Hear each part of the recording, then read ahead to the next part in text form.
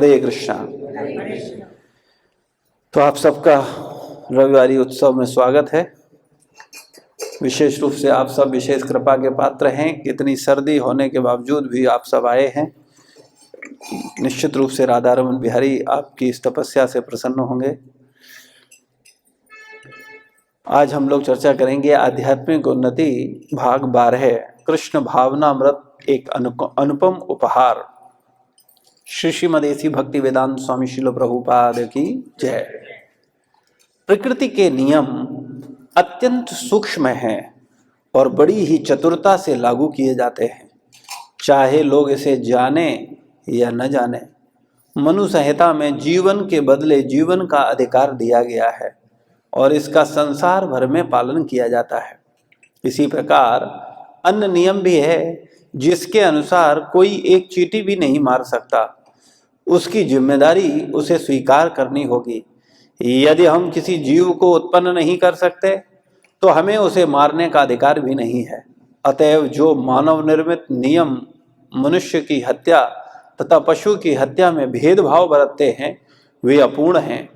यद्यपि मानव निर्मित नियमों में दोष रहते हैं किंतु ईश्वरीय नियमों में दोष नहीं रह सकते। ईश्वरीय नियमों के अनुसार किसी पशु की हत्या मनुष्य की हत्या के समान ही दंडनीय है। जो लोग इनमें भेदभाव बरतते हैं वे अपने निजी नियमों को गढ़ते हैं। यहाँ तक कि 10 आदेशों बाइबल में भी विधान है, तुम हत्या नहीं करोगे। यह पूर्ण नियम है, किंतु भेदभाव डालकर तथा अटकलबाजी करके लोग इसे बिगाड़ देते हैं। मैं मनुष्य की हत्या नहीं करूंगा लेकिन पशु की करूंगा। इस प्रकार लोग स्वयं को ठगते हैं और अपने ऊपर तथा अन्यों पर विपत्ति मोल लेते हैं। किंतु ईश्वर के ऐसे नियम ऐसे आचरण के लिए क्षमा नहीं करते।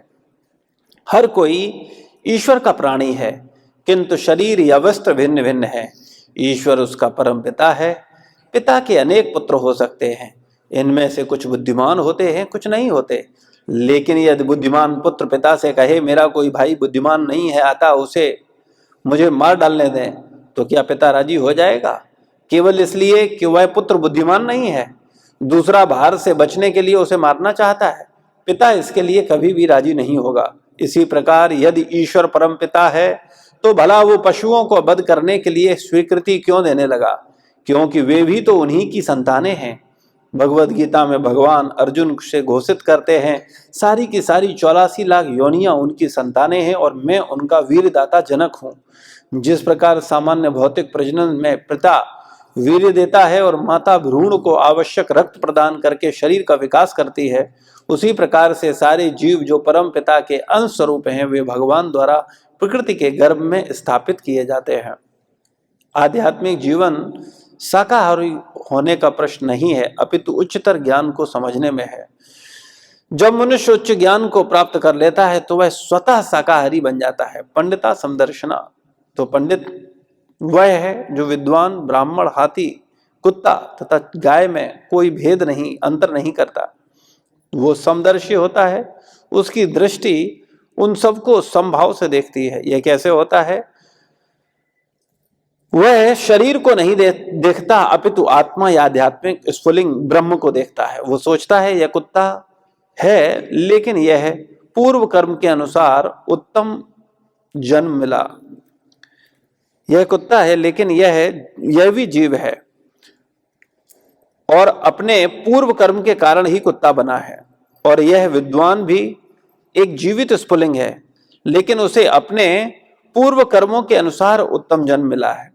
जब कोई इस अवस्था को प्राप्त होता है तो वह शरीर को नहीं अपितु आध्यात्मिक स्फुलिंग को देखता है और विभिन्न जीवों में अंतर नहीं देखता। तो यहाँ पर चर्चा चल रही है प्रकृति के नियमों के ऊपर। अक्सर आप देखते हैं बहुत सारे लोग मांस भक्षण करते हैं, मांसाहार करते हैं, और कई लोग ये तर्क करते हैं कि मनुष्य मांस खा सकता है। बाइबल में नियम है, बाइबल के जो 10 प्रमुख आदेश हैं उनमें एक नियम है कि तुम हत्या नहीं करोगे। लेकिन उसमें क्या किया, अटकलबाजी करके, अपना दिमाग लगा करके लोगों ने क्या कहा, हम मनुष्य की हत्या नहीं करेंगे लेकिन पशु का हत्या करेंगे। और आप देखते हैं विश्व में कितने कसाई घर हैं, कितने पशु काटे जा रहे हैं, कितनी गाय तक काटी जा रही हैं। तो वास्तविकता में जो व्यक्ति इस तरीके के कर्मों में लिप्त है वो अपने इन कर्म फलों से बच नहीं पाएगा। जो जैसा करेगा उसे उसके वैसे परिणाम भोगने होंगे। मनुष्य जीवन मिला है अपने को शुद्ध करने के लिए, तो जो प्रकृति के नियम हैं वो बड़े परफेक्ट हैं, उनसे कोई बच नहीं सकता, वो बड़ी चतुरता से लागू होते हैं। अगर कोई व्यक्ति किसी की हत्या करता है तो उसका दंड स्वरूप उसे क्या दंड दिया जाता है। मनु संहिता में वर्णन, अगर कोई किसी की हत्या करता है तो उसको भी मृत्यु दंड का विधान है ना। यहाँ पर भी हम लोग देखते हैं, अगर कोई किसी की हत्या करता है, मर्डर करता है, तो उसको भी फांसी का सजा है। ऐसा क्यों किया जाता है, क्यों उसको फांसी दी जाती है, क्यों उसको मृत्यु दंड दिया जाता है? इसके दो कारण हैं। एक तो जो उसने गलती किया है उसके दंड स्वरूप, और दूसरा दया स्वरूप। तो आप कहेंगे मारना कौन सी दया है? मारना दया है, क्योंकि अगर उसने गलती किया है तो उसका परिणाम जितना जल्दी भोग ले उतना अच्छा है, वरना जितना समय बाद मिलेगा उतना ब्याज सहित भुगतान करना होगा। तो अगर किसी ने किसी का हत्या किया है तो फिर उसको भी मृत्युदंड मिलना चाहिए। तो वास्तविकता में ये मृत्यु व्यक्ति को अगले जन्म में आने वाले कष्टों से बचाने के लिए राजा क्या करता है, राजा न्याय का प्रतिनिधित्व करता है, न्याय करता है। अगर वो देखता है कि किसी ने किसी की हत्या की है तो वो उसको मृत्युदंड देता है। और ये शास्त्र में, मनु संहिता में वर्णन है। शास्त्रों में कहा गया, श्रील प्रभुपाद जी बताते हैं कि भगवद गीता के श्लोक के तात्पर्य में, कि आताताइयों का वध करने में कोई पाप नहीं होता। आताताई किसे बोलते हैं? कोई किसी के घर में आग लगा रहा है, कोई किसी की हत्या करता है ना, कोई डाकू है, कोई किसी स्त्री का अपहरण करता है। तो ऐसे व्यक्ति की हत्या करने में, या कोई किसी के घर में आग लगाता है ना, तो इसको, ऐसे व्यक्ति की हत्या करने में कोई भी पाप नहीं है। तो हमको ऐसा नहीं सोचना चाहिए कि अब हम साधु हो गए हैं, अब हम भक्त हो गए हैं, तो अब हम कोई हत्या नहीं करेंगे, या हत्या करेंगे अगर किसी की तो हमारी भी हत्या होगी। दयालुता का मतलब व्यर्थ में हिंसक होना नहीं है ना। दयालुता का मतलब व्यर्थ में हिंसा करना नहीं है, लेकिन मतलब के लिए, धर्म के लिए, सुरक्षा के लिए हत्या करना भी क्या है? दया है। दया करना भी ऐसा नहीं है आप कहें कि अरे अरे उसने उसको मार दिया, ये दया कैसी है? लेकिन अगर एक आताताई को नहीं मारा जाता तो कितने निर्दोष लोगों को, कितने अच्छे लोगों को वो परेशान करता। तो आपने उसको मार करके क्या किया है? जो और निर्दोष लोग हैं उनको बचाया है। तो वास्तविकता में वो हत्या भी हत्या नहीं है। वो देखने में क्रूरता लग रही है, लेकिन वास्तव में वो क्या है? दया है। कई बार लोग बोलते हैं हमारा धर्म ही हमें सिखाता है ऐसा कि तुम बिल्कुल किसी लायक नहीं रहो। नहीं, हमारा धर्म हमें सही रास्ते पर चलने को सिखाता है। वो कभी भी अधार्मिक लोगों को प्रोत्साहन नहीं देता। आप अगर देखें महाभारत का युद्ध जो कि कौरवों और पांडवों के बीच में हुआ था, वो वास्तविकता में अच्छाई और बुराई के बीच युद्ध था। रावण और राम के बीच युद्ध हुआ था, वो भी अच्छाई और बुराई के बीच युद्ध था। और सनातन धर्म हमेशा से ये शिक्षा देता आया है कि जब भी कोई व्यक्ति अधार्मिक हो या लोगों को कष्ट दे, आताताई हो, तो उसका तुरंत वध करना चाहिए। वो वध करना भी क्या है? दया है। वो ऐसा नहीं सोचना चाहिए कि वो वध करना तो क्रूरता है, वो क्रूरता नहीं है। लेकिन नियम के अनुसार, स्वतंत्र रूप से नहीं। तो खैर यहां जो चर्चा चल रही है वो ये है कि जो प्रकृति के नियम हैं वो सब पर लागू होते हैं। कोई अगर बिना किसी विचार किए केवल अपनी जिह्वा के तुष्ट करने के लिए, स्वाद लेने के लिए कोई अगर हत्या करता है तो निश्चित रूप से वो व्यक्ति उस हत्या के लिए जिम्मेदार होगा, क्योंकि उसमें किसी की रक्षा नहीं हो रही है। एक गाय किसी को क्या परेशान करेगी, एक बछड़ा किसी को क्या परेशान कर रहा है ना। लेकिन वर्तमान समय में जैसा कि लोग बोलते हैं कि अरे चारों तरफ बछड़े खुले हैं, वो लोगों की फसल खा रहे हैं, वो लोगों को परेशान कर रहे हैं, तो निश्चित रूप से उन्हें मार देना चाहिए। लेकिन नहीं, ऐसा नहीं है। हमें ऐसी योजनाएं बनाना चाहिए। ये भगवान की धरती है, यहां पर सबको जीने का अधिकार है, केवल मनुष्यों को जीने का अधिकार है, ये भाव ठीक नहीं है।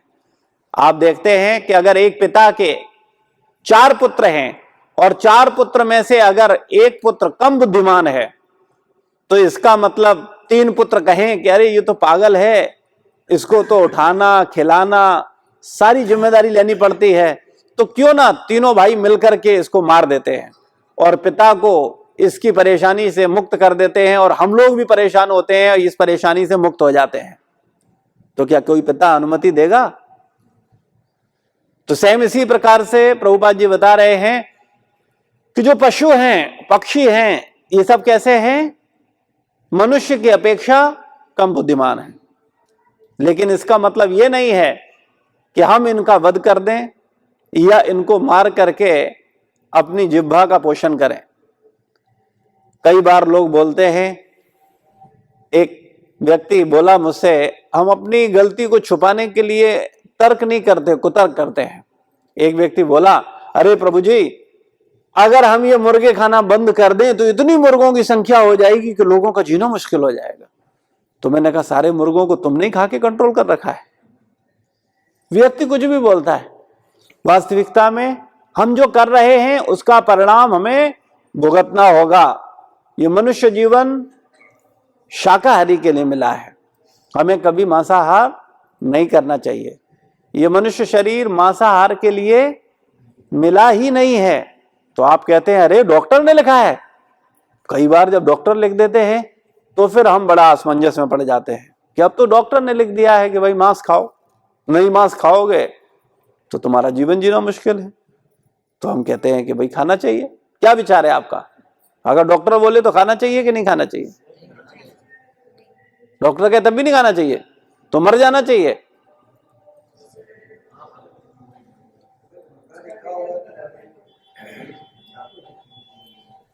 मरना लिखा है तो मरना चाहिए, लेकिन मांस नहीं खाना चाहिए, तो डॉक्टर गलत बोल रहा है। डॉक्टर ऐसा मेरे शायद ही कोई ऐसा बोलता है कि केवल मांस खाना चाहिए, ऐसा कुछ विकल्प है उसके शाकाहारी में? हाँ, ऐसा नहीं है, लेकिन कई बार ऐसा आप देखते हो ना। वैसे डॉक्टर लिखते हैं कि नहीं लिखते हैं कि भाई अंडा खाओ, मांस खाओ, है ना? सब तो नहीं लिखते। बोलते हैं कि कोई बीमारी पे बोलते हैं अंडा, आप अंडा यूज करो, लेकिन अगर उनको उसी समय बता जाए कि अंडा जो हम नहीं यूज कर सकते तो उसके बदले में जो है उनको विकल्प देते हैं। ठीक है, वो तो बिल्कुल सही बात है। अगर हम उनको बताते हैं तो हमें विकल्प देते हैं, लेकिन विचार कर, वो भी अपनी जगह सही है कि भाई जो खा रहा है वो खाए, है ना? लेकिन समझने वाली बात केवल इतनी सी है वास्तविकता में। लेकिन कई बार जो आम जनमानस है ना, खास करके जो व्यक्ति थोड़ा सा अगर पक्का कट्टर सिद्धांतवादी है तब तो वो नहीं खाएगा, वो मर जाएगा लेकिन नहीं खाएगा। लेकिन अगर थोड़ा सा हुआ तो कहेगा अरे ठीक है, अब डॉक्टर ने कहा है भाई ठीक है, खा लेते हैं, क्या फर्क पड़ता है। लेकिन विचार करने वाली बात यह है कि ये मनुष्य शरीर किसने बनाया? भगवान ने बनाया, है ना? तो इस किस शरीर को क्या खाना है ये भी कौन बताएगा? भगवान बताएंगे। जो मांस खाने के लिए बनाए गए उनके शरीरों की रचना अलग है, और जो शाकाहारी हैं उनके शरीर की रचना अलग है। तो कोई भी अगर निष्पक्ष अध्ययन करे, विचार करे, तो मांस खाने के लिए मनुष्य बनाया ही नहीं गया। कैसे? उदाहरण ले लो, शाकाहारी जितने भी जानवर हैं, आपको नाम याद आए उनको देखिए। उनके नाखून कैसे होते हैं? गाय, बकरी, भैंस, है ना, खरगोश, है ना, कैसे होते हैं? नुकीले होते हैं? नहीं होते। क्यों नुकीले नहीं है? क्योंकि उन्हें मांस फाड़ना नहीं है। भगवान ने सबको सब कुछ दिया है, जिसको जिसकी आवश्यकता है, वो बिल्कुल पूर्ण है उसकी व्यवस्था। तो जितने भी शाकाहारी पशु हैं उनके नेल्स कैसे होते हैं? चौड़े। ठीक है ना? हम लोगों के कैसे हैं? चौड़े है ना, नुकीले तो नहीं है। आप मांस खाने वालों को देखिए, बिल्ली, शेर, चीता, इनका आप देखिए कैसे इनके नेल्स होते हैं, तीखे, मांस को फाड़ने के लिए। और उनके दांत कैसे होते हैं? 2 दांत बाहर होते हैं। कुत्ता, बिल्ली, है ना, और गाय, बकरी, इनके दांतों की रचना कैसी है? जो शाकाहारी, उनके दांतों की रचना कैसी है? हम लोगों की दांतों की रचना, मनुष्यों की दांतों की रचना कैसी है? शाकाहारी वाली है या मांसाहारी वाली? हाँ। और ये भोजन पचाया कहां जाता है? पेट में, आंत में। तो जो मांसाहारी लोग हैं, जीव हैं, मांसाहारी जीव हैं जो, उनकी आंत कैसी होती है? छोटी। और जो शाकाहारी जीव हैं उनकी आंत कैसी होती है? बड़ी, कई मीटर लंबी। हम लोगों का आंत कैसा है? शेर जैसा है, कुत्ते बिल्ली जैसा है, या गाय भैंस जैसा है, बकरी जैसा है? हाँ। तो हम लोग मांस खाने के लिए बना ही नहीं गए, चाहे वो किसी भी धर्म का कोई भी व्यक्ति क्यों ना हो। वास्तविकता में मांस खाने के लिए मनुष्य शरीर नहीं है, लेकिन हम बिना विचार किए मांस खा रहे। थोड़ा बहाना मिल गया तब तो जरूर खाएंगे। अप्रत्यक्ष रूप से हमें परोसा जाता है ना। वैसे तो मूवी देखना अच्छी बात नहीं है और देखनी भी नहीं चाहिए, लेकिन कई बार देखने का भी एक दृष्टिकोण होता है कि आप उसको किस दृष्टिकोण से देख रहे हैं। कई बार कुछ चीजें ऐसी परोसी जाती हैं जिसमें यह दिखाया जाता है कि अगर तुम मांस नहीं खाओगे तो तुम्हारे मसल्स नहीं बनेंगे, है ना, दिखाया जाता है। घर में भी कहा जाता है, घर में भी कहा जाता है। या आपका बच्चा नहीं खाता तो कहा जाएगा खाता नहीं है तो इसकी स्ट्रांग नहीं बनेगी। हाँ, ये स्ट्रांग नहीं होगा, ये कमजोर हो जाएगा, इसको कुछ नहीं रहेगा। तो माँ बाप बोलते हैं बेटा अब हम कुछ भी हो जाए हम पाप कर लेंगे लेकिन बेटा को मांस खिलाएंगे। आप कैसे मना करें, बड़ा मुश्किल होता है वो। और प्रभु जी ये भी बोला जाता है कि लड़कियों को खिलाइए क्योंकि रिश्ते नहीं मिलते हैं। तो आजकल सब खा रहे हैं। मेरा बेटा तो बचपन में नहीं खाता था, इसी चक्कर में मेरी माता जी जो थी, मतलब उसकी दादी ने अब मेरे से बोलचाल बंद कर दी थी कि ये खाता नहीं है, ये कमजोर रह जाएगा। हाँ, तुम्हारी तरह ये भी कमजोर हो जाएगा। ठीक है। अच्छा, हमें जो बताओ, दुनिया का सबसे ज्यादा मसल्स वाला जानवर कौन सा है? हाथी, शेर, हाथी क्या खाता? मांस खाता है? घास, गन्ना, कुछ भी दिमाग में परोसा जा रहा है और हम एक्सेप्ट कर रहे हैं क्योंकि हम मूर्ख हैं। मैं पहले भी बोल चुका हूं कई बार, एहसास हो रहा है धीरे धीरे कि नहीं? कोई जो बोल ले, अरे मांस खाने से तुम्हारी मसल तो नहीं बनेगी, है ना। एक पिक्चर में दिखाते हैं कि वो अपनी लड़कियों को पहलवान बनाना चाहता है, तो वो क्या करता है? चिकन बनाता है, बना बना, और यूथ, हमारा नया यूथ देख रहा है और नया यूथ मसल तो बनाने के लिए पागल है, वो कुछ भी करने को तैयार है। फिर वो घर में आता है पिक्चर देखने के बाद, बोले अब तो मसल बनाने हैं। शीशा के सामने खड़ा होता, बोले ये बॉडी नहीं, वो चाहिए। फिर क्या करता है वो? जो उसको परोस दिया गया प्रत्यक्ष रूप से, फिर वो करता है। ये मीडिया, मूवी, ये हमारी संस्कृति को नष्ट करने के लिए है। इसलिए कृपया बुद्धिमान बनो। भाई कौन मूर्ख होगा जो पैसे देके मूर्ख बनेगा। मूवी में यही तो होता है, और क्या होता है। तो हम लोगों को प्रयास करना चाहिए कि हम इनसे बचें। ठीक है, अगर कोई मनोरंजन के दृष्टिकोण से किसी भी चीज को जबरदस्ती रोकना नहीं चाहिए, मेरा ऐसा मानना है। हम अपने को रोक सकते हैं, लेकिन बच्चों को रोकें नहीं, उनको समझाएं। क्योंकि जब आप रोकते हैं उन्हें तो वो विद्रोही हो जाते हैं। इसलिए उन्हें रोकना नहीं है, उन्हें देखना दो, और उनको जब वो देखे फिर उनको समझाओगे, देखो ये क्या तुमने किया, इतना टाइम खराब किया, क्या मिला, था क्या, कि जो दिखा रहे थे वो क्या था, क्या वो सही है। तो अगर बच्चों को आप बताओगे तो वो समझेंगे। तो कहने का तात्पर्य, खैर हम लोग विषयांतर हो जाएगा, हम लोग बात कर रहे थे कि मनुष्य शरीर मांस खाने के लिए नहीं बना है, मनुष्य शरीर शाकाहार के लिए है। तो हम लोगों को मांस नहीं खाना चाहिए। और अगर फिर भी कोई मांस खाता है तो कोई कहेगा हमने तो हत्या की नहीं है, हम तो मरा मराया टंगा हुआ था, हम नहीं खाते, कोई और खाता, तो हम ले आए, तुलवा लिया 2 किलो, हमें भी दे दो। लेकिन विचार करो, कोई चोरी होती है और उस चोरी में आपकी कोई हिस्सेदारी नहीं है, तो आपको पुलिस पकड़ेगा, आपको दंड मिलेगा। और आप कहो कि नहीं, चोरी तो हमने नहीं की है, लेकिन चोरी का माल थोड़ा पचाया है, तो क्या होगा? पकड़े जाओगे, नहीं पकड़े जाओगे? एक बात ध्यान रखिए, बड़ी महत्वपूर्ण बात है, बड़ी महत्वपूर्ण बात है, सावधान होकर सुनिए। पाप करने में, पापमय एक्टिविटियों में जो व्यक्ति किसी भी रूप में भाग लेता है वो पाप का भागीदार बन जाता है। जैसे मांस को व्यापार में लगे सारे लोग पापी हैं। जैसे कोई व्यक्ति बकरा पालता है, बकरे को खूब खिलाता है, तो देखने में क्या लग रहा है? पुण्य कर रहा है।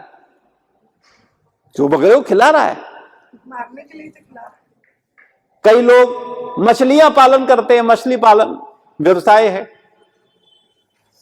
मछली पाल रहे हैं, दाना खिला रहे हैं, किस लिए? बेचने के लिए। मुर्गा पाल रहे हैं, किस लिए? वो दाना खिला रहे हैं।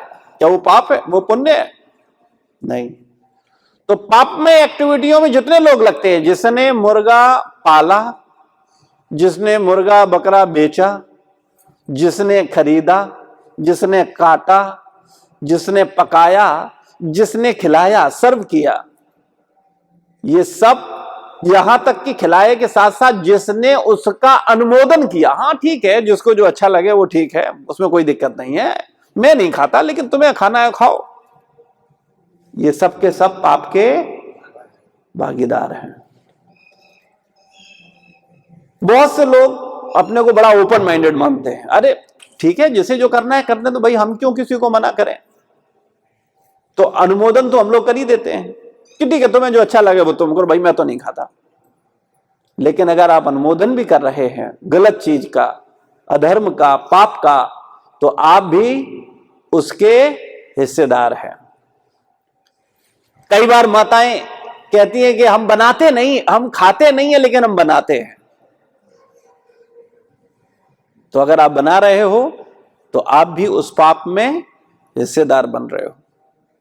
इसी तरह से अच्छा कर्म, कोई व्यक्ति अगर फूल उगाता है, फूल को तोड़ता है, फूल को लेके आता है और फूल को भगवान पे चढ़ाया जाता है, तो वो सबके सब पुण्य के भागीदार बनते हैं, अकर्म के भागीदार बनते हैं। कृष्ण कर्म हो गया ना। संसार में जितने भी कर्म हैं उनमें अच्छे में अगर हम भागीदार बनेंगे तो अच्छे के हिस्सेदार बनेंगे, बुरे के भागीदार बनेंगे तो बुरे के हिस्सेदार बनेंगे, और सबसे अच्छे के भागीदार बनेंगे यानी कृष्ण कर्म, निष्काम कर्म, तो उसके भागीदार बनेंगे।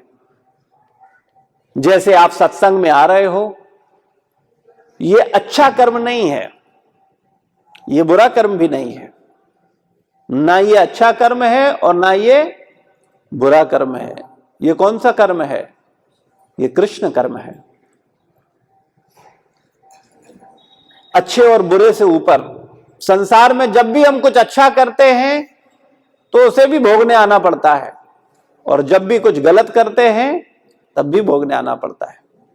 अगर आप मुर्गा बकरा काटते हैं तो आप बिल्कुल चिंता मत करिए, आने वाले जन्म में आपको बकरा मुर्गा बनना पड़ेगा और वो आपको काटेगा, बिल्कुल निश्चित है। कई बार हमको ऐसी बातें सुनने को मिलती है, हमको बोलते हैं डराने को बोल दिया जाता है, ऐसा थोड़ी होता है। कितने लोगों को लगता है कि डराने को बोला गया, ऐसा होता नहीं है। ईमानदारी से जो लगता हो उसे तो बोला करो, किसी को नहीं लगता। सही बात है, सारे सहमत हैं इस बात से। अगर आप किसी को काटोगे तो आपको कटना पड़ेगा कि नहीं कटना पड़ेगा? हाँ, तो ये बड़ा खतरनाक है। लेकिन अज्ञानतावश, मूर्खतावश हम लोग ऐसा करते हैं। तो हम लोगों को कभी भी मांस भक्षण नहीं करना चाहिए, बल्कि जो कर रहा हो उसको अनुमोदन नहीं करना चाहिए, बल्कि समझाना चाहिए कि नहीं, ये पाप कर्म है, ये मनुष्य शरीर तुम्हें मिला है किस लिए? धर्म पर चलने के लिए, रक्षा करने के लिए, ना कि किसी की हत्या करने के लिए। तो ये मनुष्य शरीर किसी की हत्या करने के लिए नहीं मिला है। 84 लाख योनियां में जितने भी जीव हैं सारे के सारे भगवान की संतान हैं। भगवान सबसे बराबर प्रेम करते हैं। ऐसा नहीं सोचना चाहिए कि हम मनुष्य हैं तो हमसे अधिक प्रेम है और कोई पशु है तो उससे कम प्रेम है। तो हम लोगों को मांसाहार नहीं करना चाहिए। आप में से कितने लोग मांसाहार वर्तमान समय में कर रहे हैं? ईमानदारी से हाथ खड़ा करें।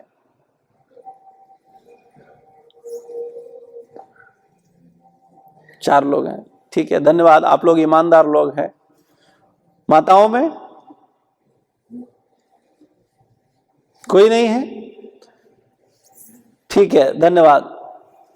कभी भी जाने अनजाने में अगर पाप होता भी है ना, तो हमें बताने में संकोच नहीं करना चाहिए। एक बात ध्यान रखिए, पाप बताने से क्या होता है? बट जाता है, और पुण्य बताने से भी बढ़ जाता है। अच्छे कर्म बताने नहीं चाहिए।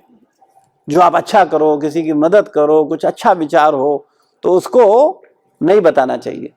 लेकिन अगर कोई पाप करो, कोई गलती करो, तो क्या करना चाहिए? उसे बताना चाहिए। उससे क्या होता है? वो खत्म होता है। तो मांसाहार करना मनुष्य के लिए उचित नहीं है। ये स्वास्थ्य के लिए भी अच्छा नहीं है। आपको पता नहीं है कितने रोग होंगे। मैं आपको एक कोई बात चर्चा चल रही थी, तो कोई बोल रहा था कि वो तो हम जिंदा इसलिए बने रहते हैं कि वो मांस के साथ साग सब्जियां खाते रहते हैं। अगर ये मनुष्य केवल मांस खा ले तो मर जाएगा। तो कहने का तात्पर्य यह है, मनुष्य शरीर मिला है आपको स्वस्थ रखने के लिए। इसको मांस खा करके बर्बाद मत करो। ये मांस खाने के लिए मनुष्य शरीर प्राप्त नहीं हुआ है। तो कृपया ये मांस खाना त्याग देना चाहिए। कई बार लोग बोलते हैं, प्रभु जी सोचते हैं तो बहुत हैं, लेकिन मेरी जीभ पे कंट्रोल नहीं है। जैसे ही मुझे मांस दिखता है मेरे मुंह में पानी आने लगता है। बहुत सारे लोग अपनी समस्या रखते हैं और बोलते हैं कि मुझसे नहीं रहा जाता। जैसे बिल्ली चूहा को देख करके एकदम आनंदित हो जाती है, इसी प्रकार से जिनको मांस भक्षण की बड़ी आदत हो जाती है, वो क्या करते हैं? मांस को देख करके अपने को कंट्रोल नहीं कर पाते। तो कोई बात नहीं, आप कंट्रोल मत करो अपने आप को। आज जिसे खा रहे हो, कल फिर वो कंट्रोल नहीं करेगा, फिर आपको खाना खाया जाएगा। तो आप में से बहुत से लोग कहेंगे, अरे क्या फर्क पड़ता है, हमको तो याद नहीं है। अरे अभी हम खा रहे हैं, मौज कर रहे हैं, फिर मर गए, अगला जीवन हमें तो याद नहीं रहा, तो क्या फर्क पड़ता है प्रश्न या नहीं है? कितने लोगों का प्रश्न है ये? बहुत अच्छा। 4-5 लोग, माताओं का भी प्रश्न है ये, आता है ना मन में, अरे जब हमें याद ही नहीं रहा तो अब क्या फर्क पड़ता है ना। कहा तो वो यही तर्क देता है। हाँ, लोग बोलते हैं ना। तो हमको एक बार एक व्यक्ति ने ये प्रश्न किया था, तो जब उसने प्रश्न किया तो फिर उसके प्रश्न के अनुसार मैंने उस पर विचार किया, तो फिर मैंने उसको उत्तर दिया, उसको समझाया। तो वो मैं आपको समझा रहा हूं। उसके प्रश्न से ये प्रश्न बना कि बहुत सारे लोग ऐसा सोचते हैं, क्योंकि जब तक उसने प्रश्न किया था तब तक मेरे मन में विचार ऐसा नहीं आया था कि लोग ये भी सोच सकते हैं, लेकिन ये ऐसा सोचते हैं लोग। तो विचार करो, एक उदाहरण देते हैं हम आपको। जैसे आज आपका नाम क्या है? वेद प्रकाश मिश्रा। वेद प्रकाश मिश्रा का एक्सीडेंट होता है और वेद प्रकाश मिश्रा अपनी याददाश्त खो देते हैं। अब वेद प्रकाश मिश्रा को यह नहीं पता है कि वो वेद प्रकाश मिश्रा है, उन्हें यह नहीं पता है कि कौन सी गली में उनका घर है, उन्हें यह नहीं पता है कौन उनके मां है, कौन उनके पिता है, कौन उनका भाई है, कुछ नहीं पता है। ठीक है, यानी आप अपनी याददाश्त खो चुके हो। याददाश्त खोने के बाद आपका पुनः एक्सीडेंट होता है और आपका हाथ कटता है, दर्द कैसे होगा? आपको तो याद नहीं है आप वेद प्रकाश मिश्रा हो, इससे कोई फर्क पड़ता है? दर्द तो अपनी जगह हो गई। बात समझ में आई? इससे क्या फर्क पड़ता है? आपको याद है या याद नहीं है, इससे फर्क नहीं पड़ता है। वो भोग हमको ही भोगना है, सुख का या दुख का। लेकिन हम लोग ज्यादा बुद्धिमान बनते हैं मूर्ख, लेकिन मानते अपने को बुद्धिमान है, इसीलिए मूर्खताएं करते रहते हैं।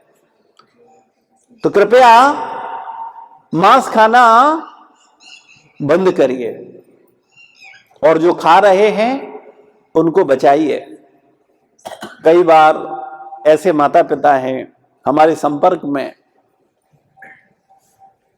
जो ये प्रदर्शित करते हैं कि वो बच्चों से बहुत प्रेम करते हैं, लेकिन उनका प्रेम कैसा है थोड़ा चर्चा कर लेते हैं।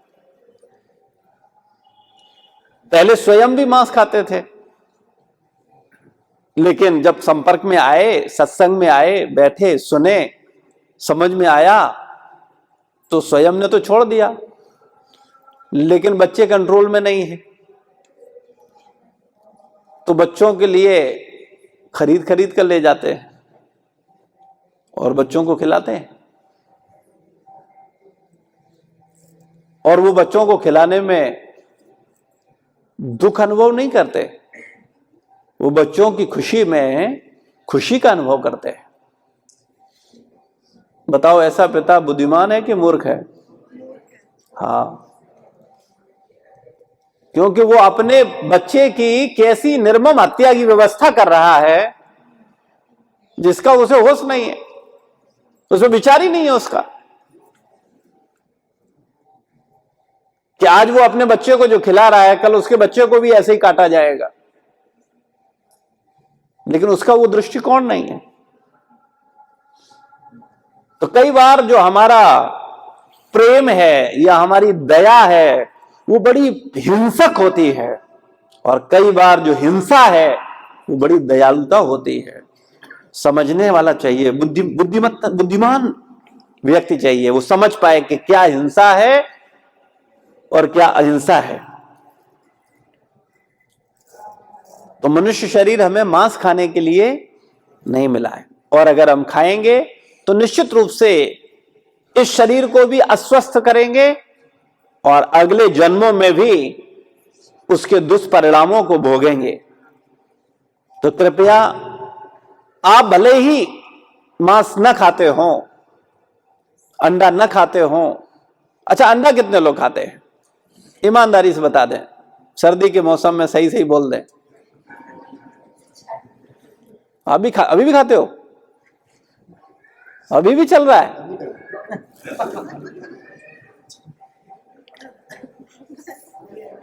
आजकल टीवी पे एक ऐड आता है, संडे हो या मंडे रोज खाओ अंडे।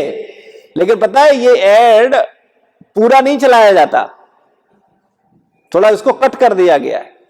आप लोगों ने केवल इतना ही सुना होगा टीवी पे, संडे हो या मंडे रोज खाओ अंडे, बाद की लाइन है फिर पड़ेंगे तुम्हारे यमराज के डंडे। उसको गायब कर दिया गया। तो अगर डंडे खाना चाहते हो यमराज के तो फिर खाते रहो। अच्छा, अंडे में होता क्या है? हरी सब्जी होती है। थोड़ा विचार, भाई देखो आप कुछ खा रहे हो तो जो आप खा रहे हो उसमें थोड़ा विचार कर लेते हैं। मुझे डॉक्टर्स बोलते हैं कि इसमें प्रोटीन सबसे ज्यादा होता है। ठीक है, प्रोटीन हमने कहा ना, डॉक्टर भी भ्रमित करते हैं, कुछ लोग बोलते हैं प्रभु जी कि ये नॉनवेज में नहीं आता। है ना, ऐसे ही कुछ लोग। हाँ बिल्कुल सही, बहुत से लोग बिल्कुल। आप टैक्स आ रहे हैं वो नॉनवेज में नहीं गिने जाते हैं।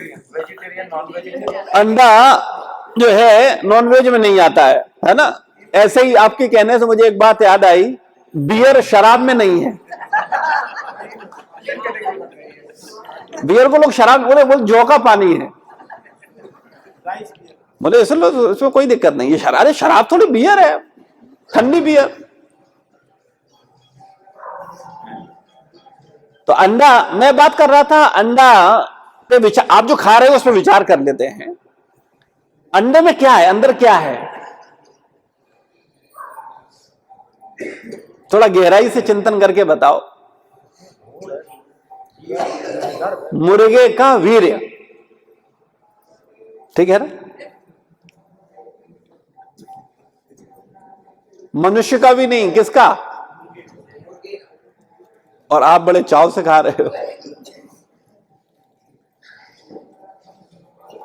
हम जो कर रहे हैं उस पर थोड़ा विचार तो करो गहराई से कि ये है क्या, क्या खाने जा रहे हैं।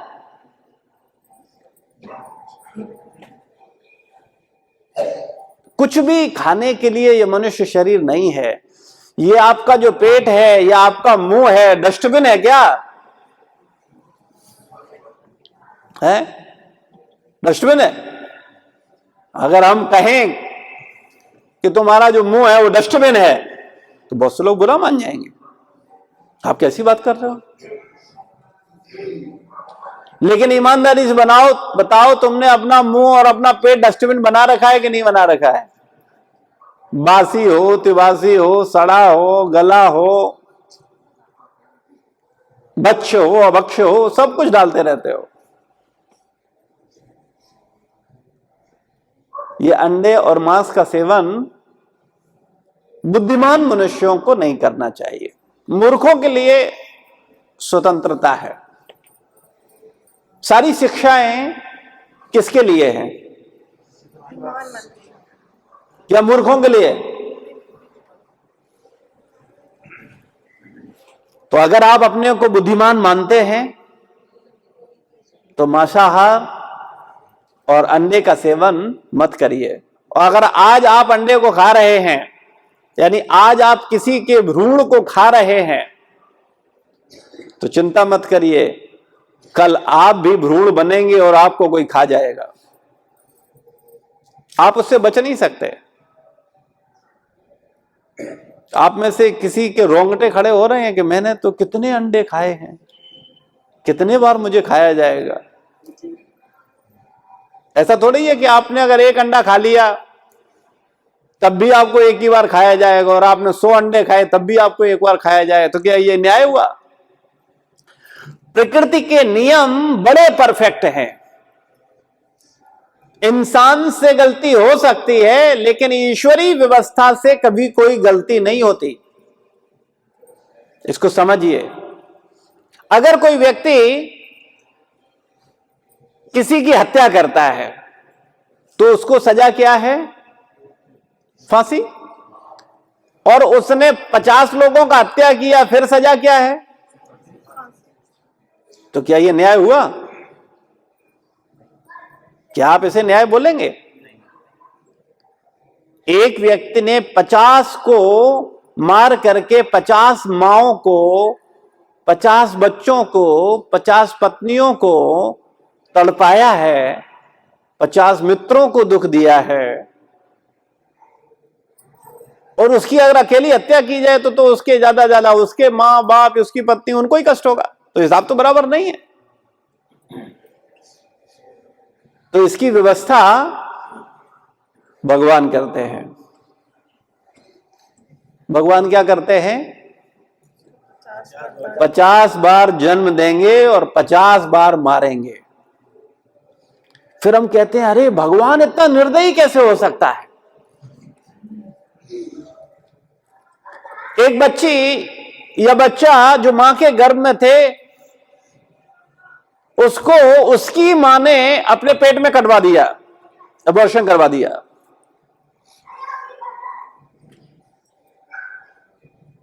उस बच्चे का क्या दोष था?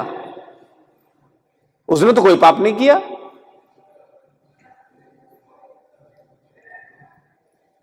तुम्हारे दृष्टिकोण में पाप नहीं किया, तुम मूर्ख हो सकते हो, ईश्वर मूर्ख नहीं है।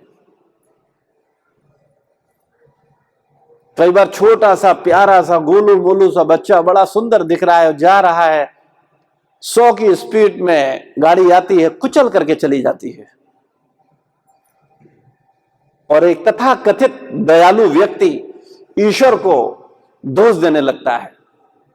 एक तथाकथित उसका पिता या उसकी मां ईश्वर को दोष देने लगती है, हे भगवान तुम क्या कर रहे हो? तुम निर्दयी हो, हृदय विहीन हो, क्या तुम इस बच्चे को बचा नहीं सकते थे?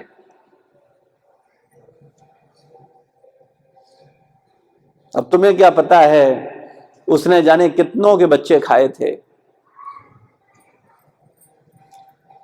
ईश्वर तो बस न्याय करता है।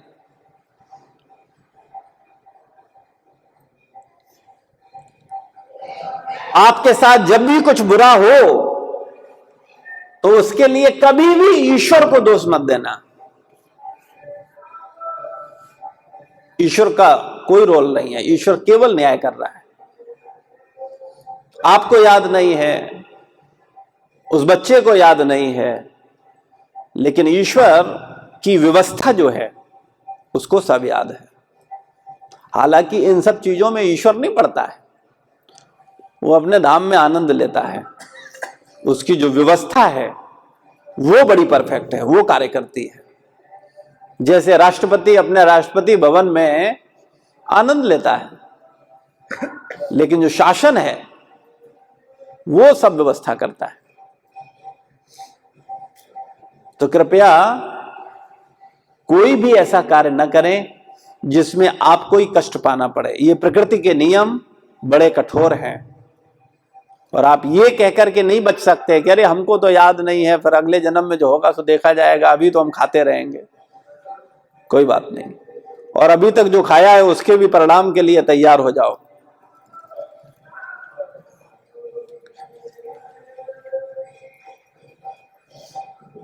आध्यात्मिक जीवन शाकाहारी होने का प्रश्न नहीं है, अपितु उच्चतर ज्ञान को समझने के में है। जब मनुष्य उच्च ज्ञान को प्राप्त कर लेता है तो वो स्वतः शाकाहारी बन जाता है। जब वो उच्च ज्ञान प्राप्त कर लेता है तो फिर स्वतः। आपने सुना हो पहले ब्राह्मण मांस नहीं खाता था, ब्राह्मण प्याज लहसुन नहीं खाता था, ब्राह्मण अंडा नहीं खाता था। क्यों नहीं खाता था? क्योंकि ब्राह्मण बुद्धिमान था। क्यों बुद्धिमान था? क्योंकि वो शास्त्र पढ़ता था, वो वेदों को पढ़ता था, वो अपने उपनिषदों को पढ़ता था, अपने पुराणों को पढ़ता था, वो समझता था। लेकिन वर्तमान समय में जो ब्राह्मण जन्म में लिए हुए ब्राह्मण हैं, उन्होंने वो आध्यात्मिक ज्ञान लेना तो छोड़ दिया। वेद पढ़ा नहीं, गीता पढ़ा नहीं, पुराण पढ़े नहीं, उपनिषद पढ़े नहीं, तो कुछ पता नहीं। तो आजकल ब्राह्मण सबसे ज्यादा मांस खा रहा है, अंडा खा रहा है, उल्टे सीधे कर्म कर रहा है, शराब पी रहा है। तो बड़ा दुर्भाग्य होता है। समाज की दुर्गति का मूल कारण ही यह है ब्राह्मण का पतन। जो ब्राह्मण का पतन हुआ है इसीलिए संसार में दुर्गति आई है, क्योंकि ब्राह्मण को समाज की क्या कहा गया? बुद्धि। और किसी व्यक्ति की बुद्धि खराब हो जाए फिर उससे क्या अपेक्षा की जाए? ये क्या करेगा?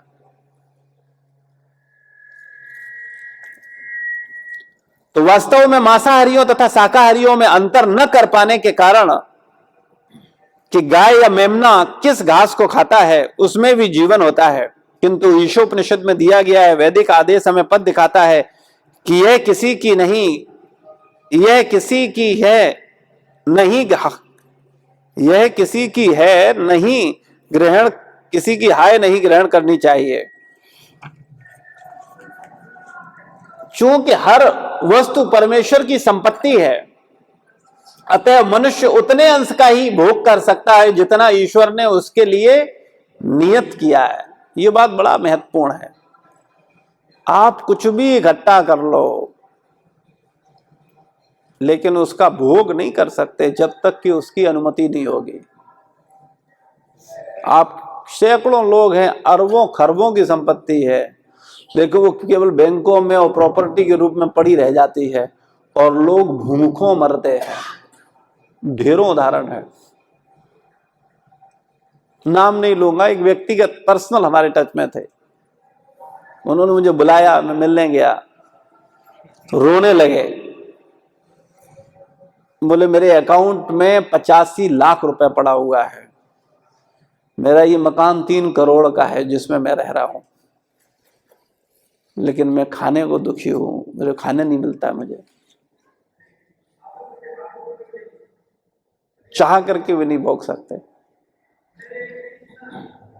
आप कहेंगे अरे उसमें क्या दिक्कत है, पैसा है, सब कुछ है। अवस्था ऐसी है, पत्नी मर चुकी है, बच्चे जिनके पीछे उसने अरबों खर्च किए थे वो विदेश में सेट हो गए, उन्हें मतलब नहीं है। नौकर रखता है, उन नौकरों पर वो विश्वास नहीं कर पाता है कि कहीं हमको ही ना मार दें, या हमें लूट न ले, या हमारे पैसे को न ले जाए। लोग कितना कष्ट पा रहे हैं, हम लोगों का वो दृष्टिकोण हम देख ही नहीं पा रहे हैं, लेकिन हम भी उसी दौड़ में दौड़े जा रहे हैं। हमको भी लगता है कब मेरा 3 करोड़ का घर हो, कब मेरे पास कम से कम 60-70 लाख रुपए तो ऐसे ही पड़े रहे। और वो एम्प्लॉय था, उसको 50-60 हजार रुपए पेंशन मिल रही थी, अकेला व्यक्ति, और फिर भी खाने को नहीं है, टाइम से उसको नाश्ता नहीं मिल पा रहा है, टाइम से उसको भोजन नहीं मिल रहा है, फ्रेश फूड नहीं मिल रहा है। लेकिन अगर उसने केवल अपने बच्चों की सेवा नहीं की होती, अगर उसने थोड़ी सी सेवा गुरुजनों की भी की होती, संत महात्माओं की होती, तो उसको निश्चित सद्बुद्धि मिलती। क्योंकि सेवा करने से वो बुद्धि मिलता है, वो भावनाएं बनती हैं। केवल सुनने से काम नहीं बनता है, जब तक कि हमारा वो भाव ना हो। सुनने को तो बहुत लोग बहुत कुछ सुनते हैं, लेकिन वो सुनने के लिए यहां से सुनते हैं और यहां से निकलता है। आप खूब सुनो, मेरा अनुभव है, 16 साल का अनुभव है, 16 साल से प्रवचन दे रहा हूं, गुरु कृपा से। लोग खूब सुनते हैं, यहां से सुनते हैं और यहां से निकालते हैं, अंदर नहीं आता। अंदर किसके आता है? केवल उस व्यक्ति के जो सेवा करता है, जो प्रेम करता है, बस। बकाया किसी कुछ अंदर जाता ही नहीं। अंदर जाने के लिए ये बहुत आवश्यक है। इसीलिए पहले के समय में गुरुकुल में बच्चों को रख कर के सेवा करवाई जाती थी। उनको जब वो सेवा करता था तो उसका प्रेम डेवलप होता था, उसकी भावनाएं जुड़ती थी, और उन भावनाओं में जब वो जुड़ता था, फिर जब वो कोई बात कही जाती थी तो वो उसके हृदय में चली जाती थी। आजकल हम ज्यादा स्मार्ट स्टूडेंट हैं, स्मार्ट शिष्य हैं, तो इसलिए हम सोचते हैं कि नहीं, हम तो सुन करके सब सीख लेंगे।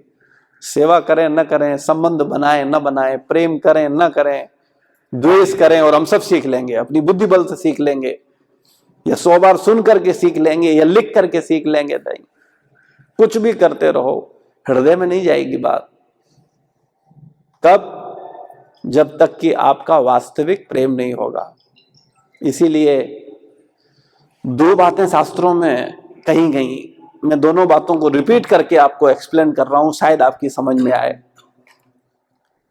एक जगह संतों ने कहा, पोथी पढ़ पढ़ जग मुआ, पंडित भव मुको। खाली पोथी पढ़ने से कोई ज्ञानवान नहीं होता, खूब पढ़ो तुम, खूब रामचरितमानस हमारी समझ से शायद ही कोई हो जिसने न पढ़ी हो।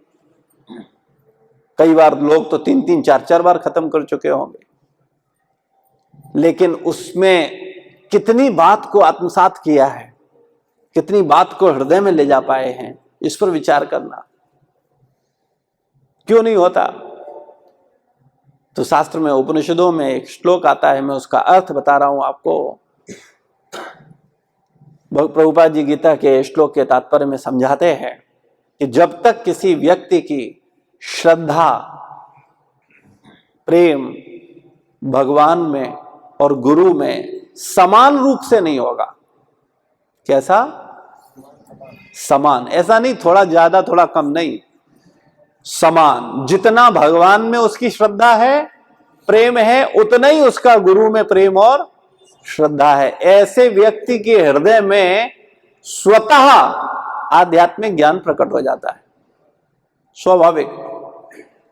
तो अभी हम लोगों की चेतना तो यह है कि हमें भगवान से ही प्रेम नहीं है, भगवान के प्रति कोई भाव नहीं है, कोई स्थान नहीं है। फिर गुरु तो बात ही छोड़ो, हमारे अंदर तो केवल प्रेम है। वो कौन सा प्रेम है? पुत्र प्रेम है, पुत्री प्रेम है, पत्नी प्रेम है, पति प्रेम है। कृष्ण प्रेम है क्या? गुरु प्रेम है क्या? रंच मात्र भी नहीं। और इसको पाने की भी कोई इच्छा नहीं है। हम तो केवल ज्ञान लेने आ रहे हैं, बुद्धिमान बनने आ रहे हैं। केवल ज्ञान लेने से बुद्धिमान नहीं बन सकते, ज्ञान को हृदय में उतारने पर बुद्धिमान बनोगे। बुद्धिमान व्यक्ति मूर्खता के कार्य नहीं करता, लेकिन जो मूर्ख है वो सुनता तो बड़े ज्ञान की बात है, कई बार बोलता भी ज्ञान की बात है, लेकिन करता मूर्खता है। तो कहां से बुद्धिमान हुआ? तो बुद्धिमान बनने के लिए हृदय को पवित्र करना और सद्भावनाओं में जाना, हृदय से जुड़ना, ये बहुत आवश्यक है। इसको आपके घरेलू उदाहरण से समझाते हैं। जब आप किसी से प्रेम करते हो तो स्वाभाविक रूप से उसकी बात मानने को तैयार रहते हो। जैसे बचपन में आपका प्रेम किससे था? मां से था। आप मां के लिए छोटी छोटी सेवाएं करते थे, उसको क्या, कैसे ये मां सुखी हो जाए। कई बार उदाहरण मिलता है, एक बच्चे को मेला देखने के लिए पैसे दिए गए और वो मेले में गया और वहां से उस पैसे से उसने चॉकलेट नहीं खरीदे, झूले नहीं झूले, वहां से एक चिमटा खरीद करके लाया। क्योंकि वो चिमटा इसलिए लाया क्योंकि उसकी मां रोटी बनाती थी, तो क्या होता था, उसके हाथ जलते थे। उसके, वो इतने निर्धन थे कि उनके पास चिमटा नहीं था। तो बच्चे ने अपना सुख त्याग करके मां के सुख के लिए कार्य किया। तो ऐसा करने में वो बच्चा सुखी हुआ कि दुखी हुआ? हाँ, लेकिन वो सुख कैसा था?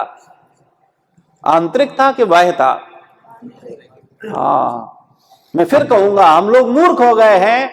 आंतरिक सुख की तो चिंता ही नहीं है हम लोगों को, हमें बाह्य सुख चाहिए। वो झूला झूल लेता, वो चॉकलेट खा लेता, वो मेला पूरा घूम लेता और पूरे 10 रुपए खर्च कर लेता, तो आज हम लोग उसकी चर्चा कर रहे होते। लेकिन हम में से अधिकतर लोग इसी मानसिकता के हैं कि मेला में जाकर के मजा लो, मां जल रही है तो जलने दो। उतना भाव नहीं है, उतना जुड़ाव नहीं है, उतना प्रेम नहीं है। दुर्भाग्य है। तो जब तक हमारा भावनात्मक संबंध नहीं होगा, आपके हृदय पे कोई बात। और जो बच्चा, सोचो, विचार करना, केवल जो बच्चा मां से इतना प्रेम कर रहा है, अगर वो मां अपने बच्चे से कुछ कहे कि बेटा चोरी नहीं करना, तो बताओ वो बच्चा चोरी करेगा? क्यों नहीं करेगा? क्योंकि वो मां से प्रेम कर रहा है। तो इसी प्रकार से जब हमारा प्रेम गुरु से होता है, तब गुरु जब कुछ बोलते हैं तब क्या होता है? हाँ, फिर हम बात को मानते हैं। फिर कुछ भी हो जाए, वो प्रेम हमसे करवाता है और कुछ नहीं। लेकिन आधुनिक पीढ़ी के हम जैसे कलयुगी छात्र केवल विषय वासनाओं और बाह्य सुख के पीछे ऐसे पागल हैं। प्रभुपाद जी बोलते हैं हम इंद्रियों के पीछे ऐसे दीवाने हैं, इंद्रिय विषयों के पीछे, कि जो आंतरिक सुख है, असली सुख है, उसको तो बिल्कुल भूल ही गए वो क्या होता है। हमारा भारत आंतरिक सुख प्रधान था, पाश्चात्य जगत बाह्य सुख प्रधान था। वहां सुंदर सुंदर रोड, सुंदर सुंदर बिल्डिंग, सुंदर सुंदर इंटीरियर, सुंदर सुंदर कपड़े, सुंदर सुंदर लोग, चारों तरफ सुंदरता ही बाह्य सुंदरता पर अरबों खर्च करते हैं, गधों की तरह मेहनत करते हैं लोग, लेकिन अंदर से खोखले होते हैं। लेकिन हमारे भारतीय संस्कृति थी कि बाह्य भले ही उतना सुंदर न हो, लेकिन आंतरिक सुंदरता प्रधान थी। लेकिन वर्तमान समय में हम आंतरिक सुंदरता तो भूल ही गए, आंतरिक शांति, आंतरिक आनंद तो भूल ही गए। तो ये मनुष्य जीवन हमें बड़ी समझदारी से जीने के लिए मिला। चूंकि हर वस्तु परमेश्वर की संपत्ति, अतः मनुष्य उतने ही अंश का भोग कर सकता है जितना ईश्वर ने उसके लिए नियत किया है। वह दूसरे की संपत्ति को स्पर्श भी नहीं कर सकता। वैदिक जीवन के अनुसार तथा समस्त वैदिक शास्त्रों के अनुसार मनुष्य को फलों तथा शाकों का भोजन करना चाहिए, क्योंकि उसके दांत इस तरह के बने हैं कि वे वस्तुएं आसानी से खाई तथा पचाई जा सकें। यद्यपि यह प्रकृति का नियम है कि एक जीव दूसरे को खाकर जीवित रहता है, जीवो जीवस्य जीवनम, लेकिन मनुष्य को विवेक से काम लेना चाहिए। फल फूल साग चावल अन्न दूध मनुष्यों के लिए बने हैं। उदाहरणार्थ दूध पशु उत्पाद है, पशु का रक्त दूध में बदलता है, लेकिन गाय अपने बछड़े की आवश्यकता से अधिक दूध देती है, क्योंकि दूध मनुष्य के लिए बना है। मनुष्य को चाहिए कि दूध दूहकर गाय को जीवित रहने दे, और इस प्रकार प्रकृति के नियमों का पालन करते हुए मनुष्य सुखी रहे। तेन त्यक्तेन भुंजीयथा, मनुष्य को ईश्वर ने जो कुछ दे रखा है उसे ही ग्रहण करके सुविधा से जीवन बिताए। तो गाय मांस खाने के लिए नहीं है, गाय दूध पीने के लिए है, और गाय अपने बछड़े की आवश्यकता से अधिक दूध देती है। बछड़े को पिलाने के बाद गाय अपने आप बछड़े को हटा देती है और आपको दूध मिलेगा। तो गाय का दूध पीजिए, लेकिन गाय को कटने मत दीजिए। आप सब गाय को कटने में सहयोगी हैं? कितने लोग सहयोगी हैं? हाथ खड़ा करें। कितने लोग सहयोगी हैं? गाय कट रही है, उसमें आपका भी सहयोग है। केवल 3 लोग, बकाया सहयोगी नहीं है। सारे के सारे सहयोगी हो। आज गाय कट रही है आपकी वजह से, पता है आपको क्यों?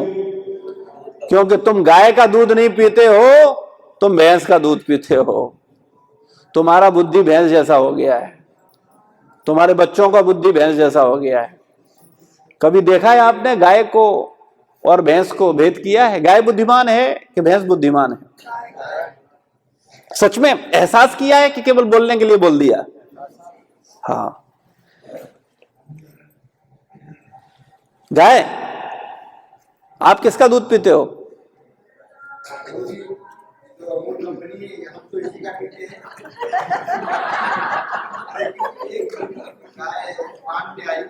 जी, एक प्रभु जी कुछ बताना चाहते हैं गाय के विषय में। आगे आगे बताइए, आगे आगे बताइए। मैंने एक दिन ऐसे ही बंद किया खाने के लिए, एक दिन दिया, फिर दूसरे दिन आए थे, वो कंटिन्यू आती है डेली में खिलाते। हाँ, आप कभी देखेंगे गाय बहुत शार्प है। आप गाय को जैसे हॉर्न देते हो तो वो तुरंत प्रतिक्रिया लेती है ना। और अगर उसकी इच्छा ना हो तो कई बार वो भी बैठी रहती है, बोले हाँ समझ रहे तुम। वो देखे क्यों फिर बैठी रहेगी? वो समझदार है ना, वो समझती है ना। और अगर आप देखेंगे भैंस को, उसमें कोई फर्क ही नहीं पड़ता। एक कहावत भी है ना, भैंस के आगे बीन में जाई, है ना।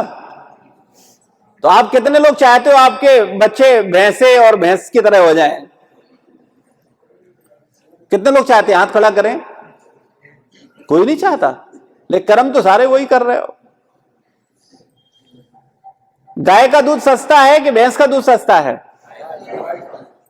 यही तो दुर्भाग्य तुम्हारा, तब भी तुम नहीं पी रहे हो गाय का दूध। एक मूर्ख क्या बोला मुझसे, बोले वो पतला होता है, तो मैंने गधे का बहुत गाढ़ा होता है, तुम गधे की चाय पिया, गधे का दूध पिया करो 1 गिलास। क्या मूर्खता है। एक व्यक्ति बोला, प्रभु जी क्या बात करते हो, भैंस 8 लीटर देती है, देसी गाय 2 लीटर दूध देती है, तो 2 लीटर का क्या करेंगे। तो मैंने कहा औषधि 1 चम्मच भी मिले तब भी उसका प्रभाव है, लेकिन मूर्खों को क्या समझाओगे। हम लोग कौन है, आवाज नहीं आई। हाँ, आप मूर्ख हो इसमें मुझे कोई आश्चर्य नहीं है, लेकिन मुझे आश्चर्य तब होता है जब आप 1-2 साल सत्संग में आते हो फिर भी मूर्ख बने रहते हो, तब आश्चर्य होता है। अरे इतना सुनने समझने के बाद अभी भी वही कर रहा है। शहरों में सच में लोग नहीं जानते कि दूध आता कहां से है। बॉम्बे जैसे शहर में टीवी के माध्यम से भले ही देख लें, जान लें, मोबाइल के माध्यम अलग बात है, वरना वहां बच्चों को लगता है कि दूध थैली के पैकेट से निकलता है। तो गाय का दूध पीना चाहिए, गाय की सेवा करनी चाहिए। गाय का दूध 5 रुपए महंगा लो, वो अमृत है, और अगर सस्ता मिल रहा है तो इससे अच्छा क्या है। लेकिन देसी गाय, जर्सी नहीं, जर्सी गाय गाय नहीं है। जर्सी गाय का मतलब जिसकी पीठ सपाट होती है, देसी गाय का मतलब ठूंठ ऊंचा होता है, ठीक है ना। तो वो कैसा है, देसी गाय है, उसका दूध भले ही कम हो लेकिन वो अमृत है, उसको पियो। और मैं ये बात आपको अपने जीवन की बताता हूं।